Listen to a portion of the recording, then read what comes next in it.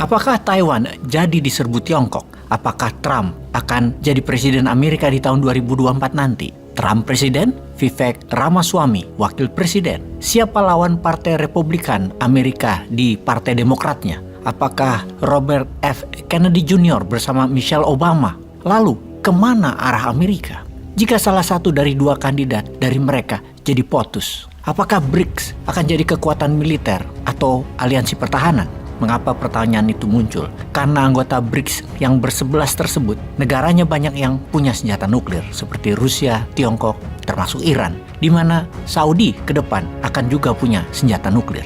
Apakah Australia, Inggris, dan Amerika atau AUKUS akan jadi aliansi militer yang mengepung Indonesia selamanya? Di Afrika, 4 negara yang baru kudeta terhadap pemerintah negara mereka yang jadi boneka Perancis, Guinea, Burkina Faso, Mali, dan Niger, membentuk aliansi kekuatan ekonomi dan kekuatan militer bersama. Agaknya di Afrika, Sekutu Barat mulai dilawan. BRICS melawan dolar, Tiongkok melawan Amerika dalam bidang ekonomi dan distribusi. Jadi, Indonesia ke depan bagaimana? Indonesia melihat dunia seperti begini, kemana arahnya? Kemana keberpihakan Indonesia dalam 20 tahun ke depan? Indonesia di dalam negeri masih ada masalah stunting, masalah gizi. Masih belum swasembada pangan. Masih terjadi brain drain atau orang pintar Indonesia tidak ada akses berkarya di Indonesia sehingga mereka keluar negeri, menyebabkan kering pemikir. Secara kebijakan luar negeri Indonesia belum bermain cantik. Kita urai perlahan agar Indonesia ke depan bisa mengambil sikap. Kita berikan data, kita berikan informasi lebih rinci lagi tentang apa peta dunia saat ini.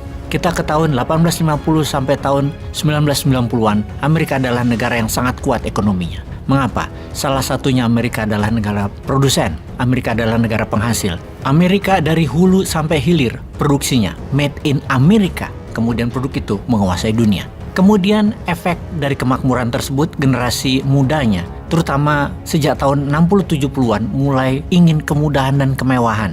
Agak malas. Amerika bermain di pasar uang atau kertas di Wall Street. Itu cara mereka buat uang. Keuntungan dari kertas-kertas tadi bisa 10 bahkan 100 kali dari sektor realnya. Baik, kita jelaskan perlahan agar paham maksudnya. Keuntungan kertas hingga 10 kali dari sektor real atau sektor produksi itu bagaimana? Misalnya Anda adalah penghasil celana jeans di Amerika, benangnya dari lahan di Amerika, pemintal benang di Amerika, kainnya di Amerika, jahitannya di Amerika, produknya ke seluruh dunia. Nilai perusahaan Anda, katakanlah for the sake of discussion, $100 juta.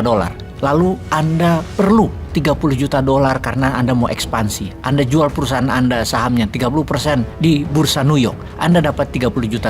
Saham tadi dibeli, katakanlah 10% yang dibeli oleh Bill Gates. Lalu Bill Gates mau beli saham perusahaan lain lagi, katakanlah minuman ringan, cola. 10% saham jeans Anda oleh Bill Gates digadaikan dan dananya buat beli saham cola tadi. Katakanlah 10% lagi kepemilikan dia. Lalu perusahaan jeans Anda tadi mau akuisisi perusahaan cola tersebut untuk diversifikasi. Dijaminkanlah 50% saham jeans Anda buat akuisisi 51% saham cola. Terus saja begitu, minimum 10 kali. Maka itulah artinya kertas lebih dari 10 atau 100 kali putarannya daripada sektor real. Orang seperti Bill Gates-nya ribuan bahkan jutaan. Perusahaan seperti jeans yang Anda punya ada ratusan ribu terakumulasi hingga saat ini. Sejak tahun 70-an, Amerika rakyatnya dimanja dengan kecanggihan Wall Street bermain kertas-kertas tadi. Namun sejak tahun 1980-an, Amerika yang mulai tamak, kerakusannya, ingin kerja lebih mudah lagi.